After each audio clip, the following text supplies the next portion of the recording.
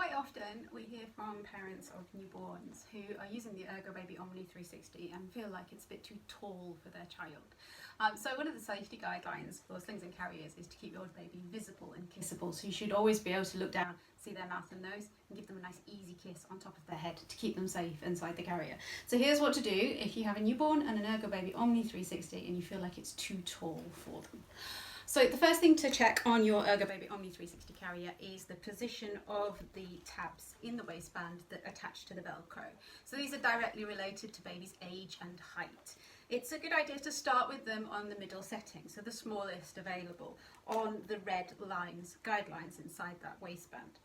Once you've started there, sometimes there are some babies who are a little taller, a little bit more stretched out in the newborn phase, who can benefit from a little bit wider. But to start with, we'll start on the smallest available setting.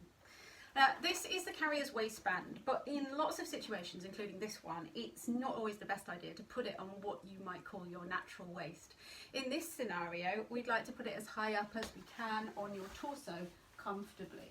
So I'm going to put it just underneath my bust, nice and high up, and tighten it to fit.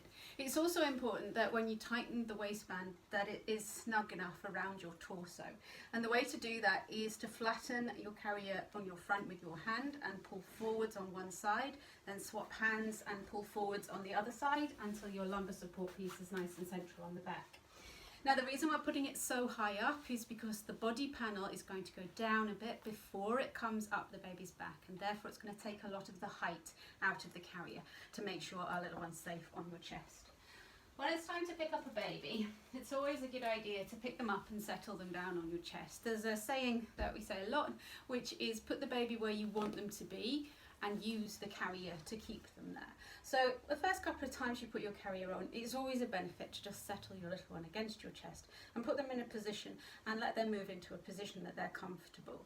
So we'd like our baby's knees to be down, legs out of the carrier, arms up next to the face if possible, their hips level with their shoulders approximately. Now every baby's slightly different, and some babies drop their legs right down and some tuck them right up. But tucking them right up is absolutely fine. You just need to make sure that the feet are out on each side of the carrier. Once the baby's in the position that you're happy for them to stay in, we're going to just scoop that body panel up onto the baby's back. And we'd like to see support up to the back of the ear. Now if we go back to that waistband, you can see because that waistband is so high on my torso, the carrier's had to go down before it comes up. And that means that the whole carrier looks and feels shorter when it's on your baby. So I'm going to use the crossed straps configuration by placing one strap on my shoulder and swapping hands on the baby and placing the other strap on my shoulder just here. As I reach around to the back, it's important not to lean back. It's ever so tempting with your new baby on your chest. But if you lean back, the straps are hard to get. So if you stay nice and calm, stood up straight, reach your hand around to the back and grab the strap.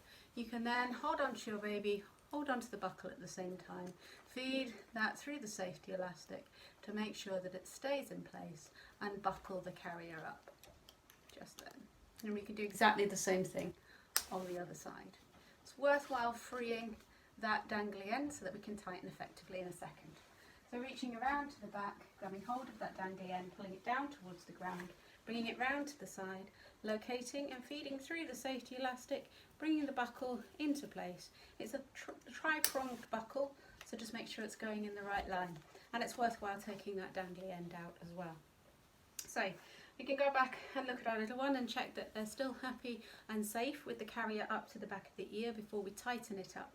To tighten it up, it's an awkward movement to move backwards, so we're going to make it easier by grabbing that piece of webbing that's on your body and pulling it forwards. Now if I turn around as I pull it forwards, you can see that all of the slack works its way around my body to the side just here, and when it's sitting there, it makes it so much easier to tighten by pulling backwards.